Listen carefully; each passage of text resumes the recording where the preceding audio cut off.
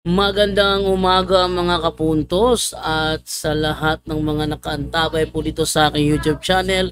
Good morning po sa inyong lahat. At ang tampo ko pong video ngayon ay yung pong nangyari kagabi kung saan sa live ng Punto por Punto ay pinasok kami ng isang member ng INC. Natunugan ko kaagad kasi sa kanyang pananalita. At ako naniniwala na siguro yung amin nakausap siguro is isa siguro sa kanilang mga diakono kasi yung kanyang pananalita kasi nagis ko kaagad na ay insi ba kausap ko. So agad ko siyang nagets, no? Magandang talakayan ito dahil gumamit siya ng salin ng Biblia ng Katoliko pero pinutol niya. At dahil nandiyan si Brother Wendell, nabisto po yung naturang INC, yung strategy ng INC na pumasok kagabi. Magandang ating i-review yon. Kaya sa mga bago pa po sa akin channel, please po don't forget to hit the subscribe button at ang notification bell para maging notified kayo sa bawat video na ilalabas ko sa channel na ito. Kaya wag na po nating patagalin. Simulan na po natin.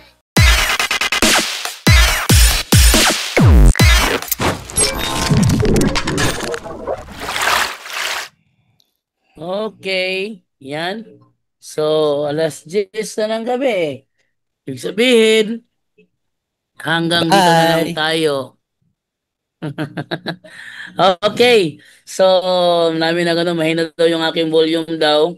So, lakasan ko na lang yung May last na aking nag-raise hand bro, TR Evander yata. Bago to. Ate Arivander. Asan? Umalis na. Nag-down. Kanina naka-raise. Ayan, Ayan. Ayan. TR Evander. Unmute natin. Unmute, kapatid. Teacher Evander. Hello po, magandang gabi po sa inyo mga taga Punto por Punto. Yes, good evening bro. Yung TR ba bro is stands for teacher? Hindi po, Hindi po pala. yan. May gusto lang po sana akong itanong doon po sa nag-present. Kung maaari po, okay lang po sa inyo. Si Brother Dance? Nag-present Brother si Dance? Dance? Bakit ang tanong mo, Brother Dance, bro? Kung okay lang po sa inyo, pwede Yes, po bro. magtanong. INC ka, bro? Okay po. Opo, Iglesia ni Cristo po Ayun, yung okay. kausap niyo po ngayon. Membro Go ahead, po. bro. Go ahead, bro. Opo, itatanong ko lang po sana yung Revelation 12:1. Tanong ko lang po, yung mahal na birhen po dyan na binabanggit po ninyo, siya po ba yung binabanggit dyan sa hula na yan o propesya? Brother John Ray? Ako pala tinatanong nito Brother Jando. Ikaw, sa'yo yan. Natin si Brother Dance. Yes bro, sa aral ng simbahan, sa aral ng logically and scholarly. Scholarly speaking, church, theologically speaking, si Inang Bering Maria. Yun ang sagot natin. Opo. Yung next ko pong tanong kung okay lang po ay, mayroon po bang mga pari na sumalungat po sa nagsasabi na yan ay patungkol kay Maria? Mayroon po bang mga pari na pari pa rin hanggang ngayon, hanggang sa namatay, pero sinalungat po ang katuruan na yan? Meron po bang mga pari? Yes, in the history of the church kasi bago yan magiging doctrine, dumadaan yan sa debate kapatid. Kaya natural na may mga pare na talagang mayroon silang sariling opinion. Pero once the church magsalita na kung ano talaga ang tamang interpretasyon, magiging isa na ang paniniwala lahat ng mga pari. Nung una, natural, dahil ididebate yan kasi nga may kanya-kanyang tinatawag na theological opinion. Para sa mga abogado, ang mga abogado, kanya-kanyang opinion yan sila. Pero kapag nagsalita ng Supreme Court, lahat sila bow. Ganon din sa simbahan. Ang mga kaparian namin, may kanya-kanyang opinion din yan. Pero kapag ang simbahan na nagsalita, lahat yan bow. So, yan po ang history ng aral about sa 12:1 ng Revelation. Sige po. Kung maaari po, pwede pong pabuksan yung camera ko kung pwede lang po sa inyo. May papakita lang po ako sa inyo. Pwede mo namang ibuksan bro. Pwede mo buksan. Sige lang. Po, buksan ko na po. Paano po ba? Paano po babaliktarin tong na to? Pwede pong baliktarin. Nasa iyo ang control niyan bro. Teka lang po paano po bang pagbaliktad nito?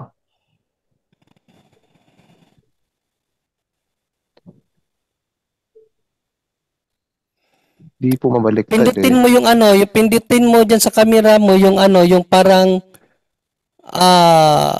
ano siya, yung parang bilog.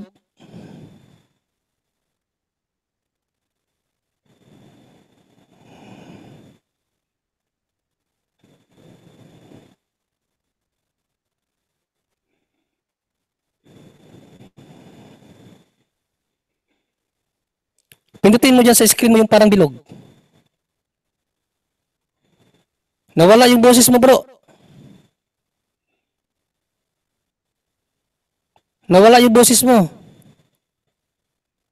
Magsalita ka. Puro sign ka na, puro sign ka na. Naka-mute po ako. Ang may karapatan po kasing mag-mute ay kayo po. Kaya naka-mute po ako. Ano po, may Biblia po ba kayo dyan na salin ng bagong tipang Katoliko? Kasi Bagong hindi ko po tipang mabalik. Katoliko, wala Opo. bro wala. Salin po ito ni Juan Trinidad po. Ano ang tanong mo? Ay tanong mo na lang, bro. Kasi kung meron po kayo, mas maganda pong ipakita nyo po. Pero kung wala po kayo, Wala okay lang kasi naman po sa yun. wala kaming version yan sa ginagamit Mm. namin na apps, bro. Sige po. Kasi po kung nabasa niyo po yung salin po ni Juan Trinidad, meron po yung imprimatur at nihil usat at alam ko pong alam din po ninyo, kapag ka may nihil at imprimatur, ibig sabihin ay aprobado po yan ng simbahan ninyo. Ibig sabihin, yung sinalin na yun ng Biblia, yun ay kasang-ayon rin sa katuruan din ng simbahan ninyo. Kung babasahin niyo po yung footnote ng pari po ninyo sa Apokalipsis 12:1 ng Revelation, meron pong sinabi yung pari po ninyo, kung pwede ko lang sana baliktarin yung camera ko, may mapakita ako. Sabi po doon sa Biblia po na footnote po or interpretasyon ng pari po ninyo, yung 12:1, hindi raw yun si Maria o ang mahal na birhen daw po ninyo. Nabatid niyo po ba yun o alam niyo po ba yun patungkol sa bagay po na yun? Well, bro, sinabi ko nga kaganina, may kanya-kanyang version ang mga kaparian. At sa teaching ng simbahan, bro, dalawa talaga ang explanation diyan, no? Pero nagkakasalungatan po ano? No, hindi siya kasi ang salita ng Diyos hindi mo naman igagapos yan sa isang unawa lang. To Timothy 4:9, hindi mo pwedeng igapos ang salita ng Diyos. Huwag mong igapos. Hindi ka ginagapos ng simbahan, tapos kayo igagapos nyo. Ang teaching ng simbahan, ang Revelations 12:1, it talks about the church, scholarly speaking, and then theologically speaking, it talks about Mother Mary. Paano niyo po i-reconcile po yung sinabi ng pari po ninyo na meron namang approbation, merong pagpapatibay ng simbahan ninyo na tama yung aral na yun, na sinalin po niya na si Maria hindi ang tinutukoy sa Apokalipsis 12:1, pero sa iba namang katuruan ng simbahan ninyo, si Maria yun, di ba't makasalungatan yun? Paano niyo po i-reconcile yan? Well, reconcilable naman yan kasi nga dalawa nga ang interpretation. Scholarly speaking, it Hindi si talks Maria. about the church. It talks about the church kasi tumutukoy yan, ang babae na yan sa simbahan din dahil ang church is tinatawag din na babae, biblically speaking. Sabi nga ni St. Paul ako ay parang babaeng nanganak sa sakit, sa kanyang pagdurusa sa pangangaral ng salita ng Diyos, para siyang babaeng nanganak. So, tumutukoy ang ang babae sa simbahan din. Brother John Ray. Yes, Brother Wendell. Tama naman ang sagot mo dahil yun naman ang binanggit sa footnote. Pinoto lang. Pinutol pala. Sige, Brother Wendell. Basahin Sige ko. Po, pakibasa. Sige po, pakibasa niyo po, Bro Wendell. Salamat po. Sa footnote, ito kasi ang mabasa. Isang Sige babae, tama yung sinabi mo, Brother John Ray, ang babaeng ito ay hindi ang mahal na birhen. Salamat po. Pagkat hindi naangkop sa kanya ang mga iba pang bagay na binanggit sa tipan. Ang damit niya'y ang sinag ng kaluwalhatian ng Diyos. Ang buwan ay nasa ilalim ng kaniyang mga paa. Napapatungan siya ng isang koronang may 12 bituin at ah, nararapat Nak- siyang kung gusto niyo po, Bro Wendell, ako na po magbasa po. Okay lang sandali po sa muna inyo. Bro, Sige dahil bro, po. tahimik ka lang bro kasi nagbabasa siya bro. napakaliit kasi Sige po, ito. sige po. Sige po. Narapat siyang luwal si Kristo sa mundo bilang pagbabagay. Ang talatang ito'y ikinapit ng iglesia sa mahal na birhen. Oh, kinapat Yun din pala. ang Yun pala. yung una Brad Jando, at yun ang paliwanag mo, no? Na Yes. binanggit ni Father Juan Trinidad, Ayun, pero mayroong Biblia si Bro Wendell. yun ding huling bahagi dito, sabi sa naturang footnote, bilang pagbabagay, ang talatang ito'y kinapit ng iglesia sa mahal na birhen. Yan po, Pwede Bro pong John Ray. magtanong, Bro Wendell. Pwede pong magtanong sa inyo po. Sige, go ahead, bro. Go ahead, Itanong bro. mo, Go bro. ahead. Po. Salamat po. Thank you po. Salamat po sa konsiderasyon po ninyo. Bro Wendell, tanong ko lang po. Nabasa niyo naman po na aminado po yung pari po ninyo na hindi po si Maria ang tinutukoy sa hula ng talata. Ikinapit lamang ng Iglesia Katolika na si Maria. Yan. Tanong ko po sa inyo, Bro Wendell. Pag sinabi po bang hindi patungkol kay Maria at patungkol kay Maria, ulitin ko po. Pag sinabi pong hindi patungkol kay Maria ang hula or patungkol kay Maria ang hula, yun po bang dalawang bagay na yan, kay Maria patungkol at hindi patungkol kay Maria? Magkasalungat po ba yan na termino o parehong termino lang po yan? Hindi. Hindi Hindi magkasalungat? Hindi Okay po. magkasalungat dahil nauna nang pinaliwanag, dalawa ang interpretasyon ng simbahan. At dahil dalawa ang interpretasyon ng simbahan kaugnay dito, tandaan natin Sige po. na the Catholic Church is the owner of the Bible, at ayon sa ayon sa INC, wala kayong sariling Opo. salin ng Biblia. Ibig sabihin, nakibasa lang kayo at nag-interpret. So the proper interpretation ng simbahan ni malinaw, no? Una, ang pahayag, hindi ito'y tumutukoy sa mahal na Birhen Maria, sabi kay sa footnote ni Father Juan Trinidad. Ngunit, sabi dito,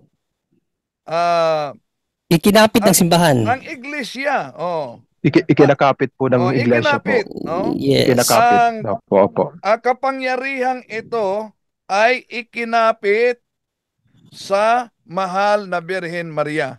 Ibig sabihin, interpretation ng simbahan, kapatid, sa talatang yan, Opo. hindi siya pumapatungkol, pero ang ininterpret siya ng simbahan, kay Inang Birhen Maria. Dahil kung pakikinggan mo yung binasa ni Brother Brother Wendell, mayroong mga terms na ginamit sa Revelation 12:1 to 5 na hindi siya sumasaklaw sa kay Inang Birhen Maria. Yun ang binasa ni Brother Wendell eh. No, kaya doon yun sa pumapatungkol yun sa church. Doon sa Yes, Brother baba Angel. yun, napakalinaw sa baba naman yun, di ba? Nanganak ng lalaki eh. Opo. Yung sa verse 5, nanganak ng lalaki. Oh, kaya nga So, dalawang ano pa ba? interpretation ng simbahan Ano pa diyan. bang- Yes, kasi nga ang simbahan kasi mag-interpret niyan, brother. So, una-una Opo. malinaw naman yung nasa baba, malinaw po yung nasa baba, nanganak. Oh, sino ba yung nanganak talaga diyan na isang Yung batang mababasa lalaki naman yun. dyan, sabi nila And si then at the Jesus same Christ daw. Yes, at the Opo. same time, pwede nilang ikapit sa church, pwede nilang ikapit sa but the church will explain. Hindi yung nakibasa ka lang ng Biblia and then ikaw mag-interpret. That's self-interpretation. But sabi Pwede pong sa sorry po. Sige po. yes, unang Timoteo bro 3:15-16, the church is the pillar and foundations of the truth. Sila magpapaliwanag, kapatid. At pansinin niyo po, napansin niyo na po dito sa baba, ang Opo. babae napakalinaw, at ang babae nagsilang ng sanggol na lalaki. At doon sa 2 pa naman, malapit na siyang manganak. Dito sa 2, sa 12:2, malapit na siyang manganak. Babae talaga to. Okay po. Malapit na Pwede, siyang manganak kaya napasigaw siya at matinding sakit sa hirap. So, pinatutungkulan naman, maririnig mo from 1 to 5, babae talaga at wala namang ibang nasa heaven kundi ating mahal na Birheng Maria, pwede pa kapatid. pong mag-follow up Ngayon, po ng tanong po. Sige po, sige po. meron naman silang itutukoy na ibang sa church. Pwede rin po yan kasi ang church naman po magpapaliwanag, kapatid. Yun po, kapatid. Apo. Bro Wendell, pasensya na po. Pwede po bang mag-follow up question po sa inyo? Kung isang tanong na lang po, muli na lang po siguro. Okay, you may go ahead. Apo. Sa footnote po kasi, aminado naman po siguro kayo na ang unang interpretasyon po ng simbahan po ninyo ay patungkol po kay Maria ang hula po na yan, Apokalipsis 12:1. Pero ang ikalawang interpretasyon po ng simbahan po ninyo ay si Maria na po yan. Unang interpretasyon po ng simbahan, hindi po yan patungkol kay Maria.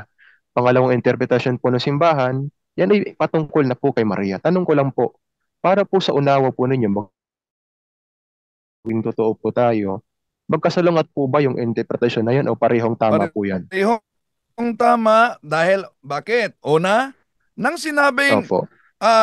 ang isang babae, ang babaeng ito'y hindi ang mahal na Birhen Maria. Yun ang unang bahagi. Pero hindi sinabing hindi pwede na bilang pagbabagay ang talatang ito hindi pwedeng ikapit sa mahal na Birhen Maria. So walang kontradiksyon. Maliban lang man kung ang unang bahagi na nagsabi, ang babaeng ito'y hindi ang mahal na Birhen Maria at hindi pwedeng ikapit sa mahal na Birhen Maria, kontradiksyon sa pangalawa kung sinabing ang babaeng ito, ang talata ay pwedeng ikapit sa mahal na Birhen Maria. Kaya walang kontradiksyon. Salamat po, Bro Wendell. At tanong ko lang po sa host, saan po pwede kunin po yung link po? For example po, excuse me, magla-live po kayo ulit po. Tuwing anong time po kayo nagla-live po? Dito, punto por punto, tuwing gabi, bro.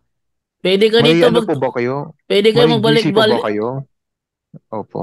Ang mas maganda, ano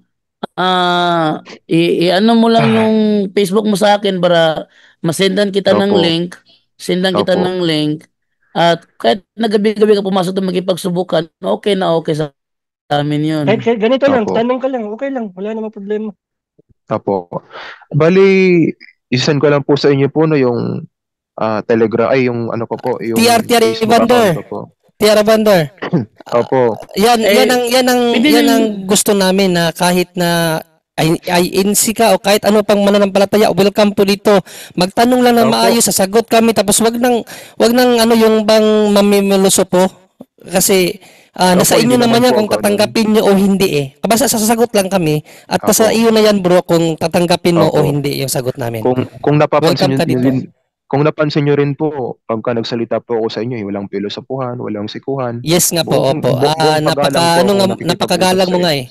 Salamat po. Thank you po. At least po, Ay, nakita ko rin po na maganda po yung usapan natin. Nagtatanong lang tapos okay Sagot na. lang.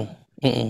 Opo. ipapaalam ko lang sa kanya, Brother Junre, na yung number sa screen, pwede niyang i-text dyan yung pwede niyang i-text dyan o i-chat sa akin sa WhatsApp kung may WhatsApp siya or i-text us direct sa aking number yung name ng Facebook niya para direct ko siyang bigyan ng link gabi-gabi pag nag-live Opo. tayo. By the way, TR Evander, saan mo nakuha yung link at nakapasok ka Opo. ngayon bro? Na ano lang po, may nag-share lang po sa aking isang kaibigan ko po, pasok raw po ako. Ay, Okay pinasok yan. ko po. Maganda yan bro. Pasok ka dito bro. Pwede natin pag-usapan yung differences of our doctrines. Pag-usapan lang natin. And then, kung ano mo kami, mapapaniwala mo kami sa paniniwala nyo, baka lahat kami magpa-doktrina sa inyo. Pero sana naman bro, kapag ikaw naman ang naliwanagan, accept the truth din. Yun lang.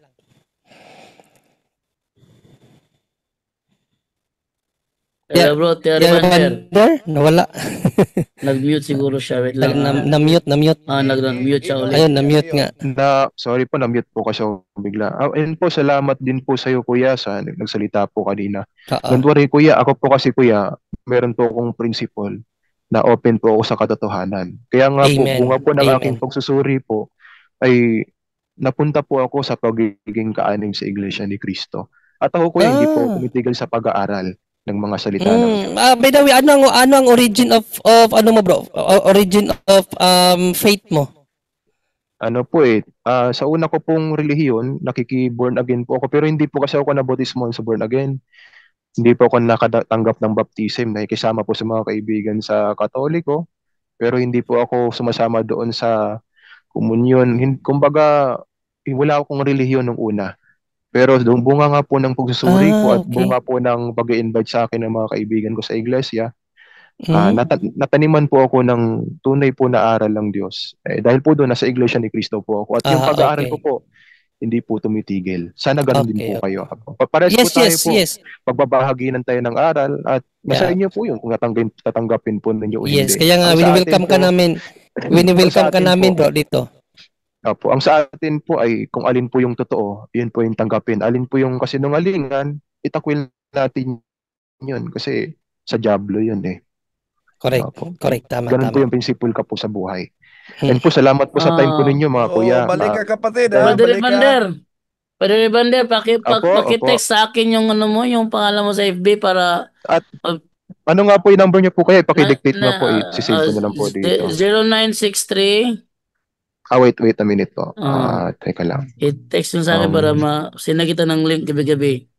Sige po. No worries po. Teka. Sige nga po. 09 0963 63 533 533 2807. 2807. Tama na po yun? 0963-533-2807. Salamat po, Brother Jando, sa oras po ninyo. Pakitext lang yung Pasensya na po kayo, pangalan mo sa parang- FB Apo. Hindi bro, Pasensya na po kayo, parang you don't need na-overtime. to say that na pasensya na po Apo. kayo kasi actually karangalan namin na pumasok ka. Karangalan Opo, thank namin. you po. Thank you Oo. po. Sana po ganito lahat yung magiging usapin sa bagaman magkaiba tayo ng pananampalataya, pero yung paggalang sa kapwa, mamalagi pa Amen. rin. Amen. tayo Amen. dyan. So, yun lang po kuya. Siguro po yung sunod aakyat ako.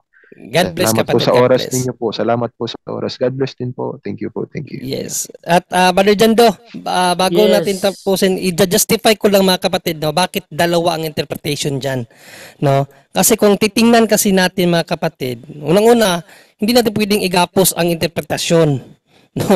Kasi ang salita ng Diyos hindi pwedeng igapos yan na isa lang ang interpretasyon talaga niyan. Hindi po, hindi ganon. Sabi ni St. Paul sa 2 Timothy 2:9, kailanman hindi magagapos ang salita ng Diyos. Kaya walang isa lang ang interpretation. So bakit karoon lang ang interpretation ng simbahan dito? Kung babasahin kasi natin ang Revelations 12:1-5 mga kapatid, no? Pumapatungkol talaga to kay Inang Birheng Maria, literally speaking, at yung mga symbol, kasi yung Bible kasi full of symbol, lalo ng Revelation. So ito papakita natin dito. Yung sa church muna, bakit sa church? Kasunod nito, lumitaw sa langit ang isang kakaibang palatandaan. Isang babaeng nardaramtan ng araw at nakatuntong sa buwan at ang ulo'y may koronang binubuo ng 12 bituin. So ito, figure talaga ng babae ang nakita ni St. John. Kaya literal talaga na babae yan. Figure ng babae ang nakita niya. Nadaramtan ng araw, nakatuntong sa buwan, at ang ulo'y may koronang binubuo ng 12 bituin. At kung titingnan mo ang aral ng simbahan dyan, Immaculate Conception yan. Immaculate Conception po yan. Kung titingnan natin ang picture niyan sa larawan ng simbahan. Sa 5, dito na sa 5, ang babae ay nagsilang ng sanggol na lalaki. Pag sinabing theological speaking, ano yung salita ng Diyos? Sino yung babae na nanganak ng sanggol sa Biblia? Di ba walang iba si Inang Birheng Maria? Literal yan. Ang babae nanganak ng isang lalaking nanganak ng sanggol. Si Inang Birheng Maria yan. Kasi yung sanggol na nanganak dyan is nakatakdang maghari sa lahat ng bansa. Sino ba yan? Si Panginoong Jesucristo lang yan Di ba? Tungkod na bakal, ngunit may umagaw sa bata at dinala ito sa Diyos sa kanyang trono. So, sa part naman ng simbahan, kasi may part kasi dito na naghihirap tong babae na ito. No? saan yung part na naghirap siya? Basahin natin ang buo to Sa 2, malapit na siyang manganak kaya't napasigaw siya dahil sa matinding hirap. Sa 2, yung babae, napasigaw siya dahil sa matinding hirap. Si St. Paul, mga kapatid, sa kanyang pangangaral, ito ang sinabi ni St. Paul. Sa 4:19 ng Galacia, mga anak ko, dahil sa inyo'y minsan pa akong nagdaranas ng hirap tulad ng babaeng nanganganak. Ang iglesia, tumutukoy din yan sa babaeng nanganganak. Hirap sa babaeng nanganganak. So yan po ang interpretation ng simbahan dyan. Kaya nga, sa simbahan, yung babae na binabanggit dyan, literally speaking, ang inang Birheng Maria yan. Kasi biblically speaking, walang babae sa Bible na nanganak ng isang lalaking sanggol na maghahari sa lahat ng mga bansa, si Panginoong Jesucristo lang. Kaya nga sa Revelation 17:14, ano ang titulo ni Panginoong Jesucristo? Hari ng mga hari, Panginoon ng mga Panginoon. Siya lang yan. Kaya siya talagang pinapatungkulan dyan. But the other part or the other side of the coin, yung babae ay nakitaan ng paghihirap na parang manganganak na. Sabi ni St. Paul sa kanyang pangangaral, siya ay isang parang babaeng naghihirap ng manganganak. So tumutukoy sa simbahan yun. Kaya nga dalawa ang interpretation ng simbahan dyan. John Ray? Yes, Boy Wendell. Yes, tama na dalawang interpretasyon dahil isa sa mga objection nila, kung si Santa Maria yan, hindi siya Immaculate Conception dahil umiiyak siya sa sakit. Pero tumutukoy yan sa Galacia Kapitulo 4:19. Yung persecution na parang nanganganak ang iglesia. Dumadaan siya sa matinding persecution. Persecution, yes. Pero, kaugnay sa mahal na Birhen Maria naman, malinaw siya ang nanganak sa bata na maghahari. At siya ang katuparan sa Isaiah Kapitulo 66:7 na nanganganak na walang karamdamang sakit talaga. Ay, sino pa bang katuparan yan? Walang iba ang mahal na Birhen Maria. So, dalawa ang kahulugan. Dahil yung umiiyak sa sakit, tumutukoy yan sa simbahan na binanggit sa Galacia Kapitulo 4:19. Brad John Ray. Yan, maraming salamat sa pagpalinaw, Brother Angel. Panguli. Angel. Para si Aljan. Kaya mas mabuti talaga na meron tayong kopya din sa mga ginagamit sa ANC, no? Buti nga, meron ka, Brother Wendell. Grabe. Pinutol-putol. No? Imagine, napakaliit talaga ang anong Bible na yan, Brother Wendell? Basahin. Ang Bible na ito, alam niyo ba, saan namin ito napalit? Nabili? Doon sa Central.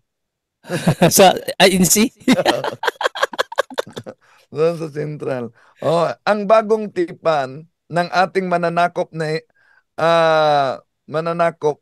at Panginoong Hesukristo kay Father Juan Trinidad. Napakaluma. Dahil ang daming mga footnote dito na pinutol-putol nila. Maghanap ako niyan kung may makita ako. Pinutol-putol nila.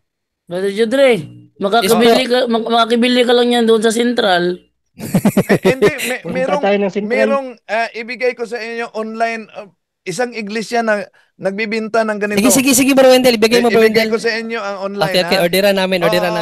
Meron. Online. Ito, halimbawa, ang kanilang ginagamit dito sa Juan Kapitulo 1, versikulo 1, para patunayan na ang ating Panginoon Jesucristo ay hindi Diyos dahil ito umano ang mabasa sa footnote ni Juan Trinidad. At ang anak ay tinawag niyang isang uri ng banaag ng kaisipan na nagmumula sa Ama. So, bakit daw umano tinatawag siya na verbo? Tinatawag siyang verbo dahil ang anak ay tinatawag niyang isang uri ng banaag ng kaisipan na nagmumula sa Ama. So, yan ang paliwanag ng otoridad Katoliko. Kaya, verbo siya. Salita, word. Pero, nagmula siya sa isip ng Ama. Pero may nauna diyan. Ayun, may nauna Pinutol pala. nila. Ang nauna, ito. Ginamit ni San Juan ang pananalitang verbo upang maipakilala niya ang walang hanggang pagka-Diyos ni Jesus. Ayun. Ayan. Yan. Huli. Sakspan. Jackspans.